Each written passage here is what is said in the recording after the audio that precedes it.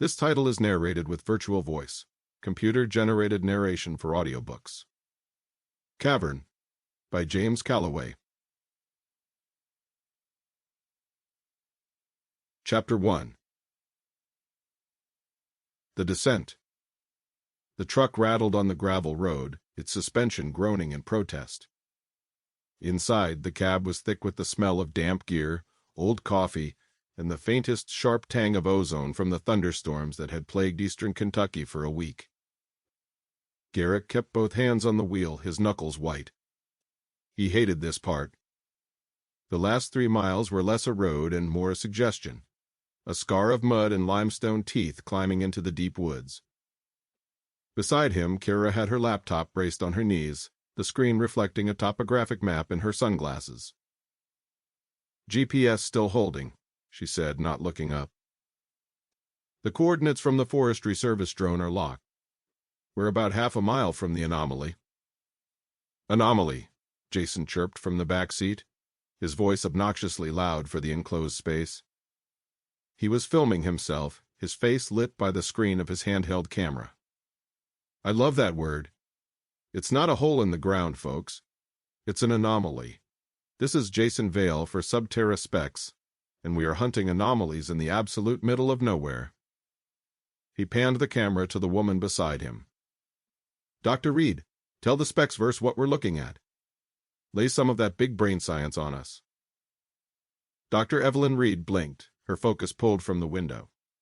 She was small, with dark hair pulled into a severe bun, but her eyes were fiercely intelligent. It's a sinkhole, Jason, a doline technically. Karst topography. The limestone bedrock here is like Swiss cheese. The recent storm systems, a 100-year flood event, saturated the overburden. The pressure difference would have been immense. Something just gave way. A sinkhole, Jason repeated, his showman's smile faltering. Sounds boring. It's 25 meters wide and wasn't there 2 weeks ago, Evelyn said, her voice dry. It's the largest unmapped collapse in this quadrant. Trust me, it's not boring. In the far back, Eliza and Dan sat in silence. Eliza, a paramedic with search and rescue, watched the road with a practiced calm, her hands resting on the straps of her orange medpack. She was the team's safety net, the one who planned for bleeding, breaks, and bad air. Dan was the opposite of Jason in every conceivable way. He was broad, bearded, and wore an old, faded park ranger's jacket, though he hadn't worked for the service in years.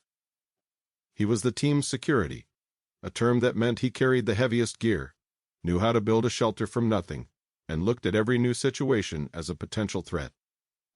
He hadn't said more than 10 words since they left the interstate. He just watched the trees pass, his expression unreadable.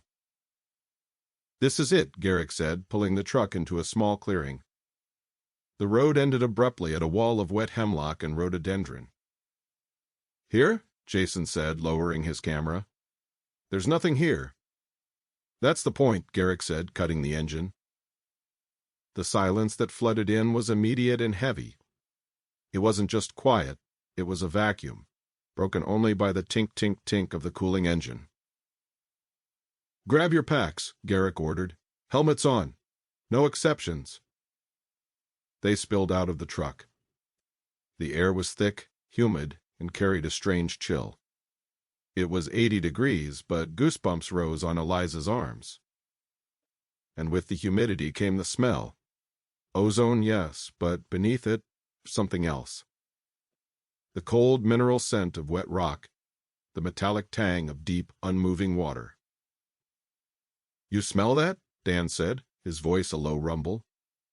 He hefted his 70-pound pack as if it were empty. Limestone and rain, Garrick said, pulling on his own harness. It's a cave, Dan. That's what they smell like. No, Dan said. That's what cellars smell like. This is different, sharper. Everybody, follow me, Garrick said, ignoring him. Single file. Jason, put that camera away until we're at the site. I need you watching your feet. Jason pouted but clipped the camera to his shoulder strap. Content is king, Garrick. Just remember that. To keep listening to this audiobook, I've left you a link in the description so you can do it, at no cost thanks to Audible's 30-day free trial.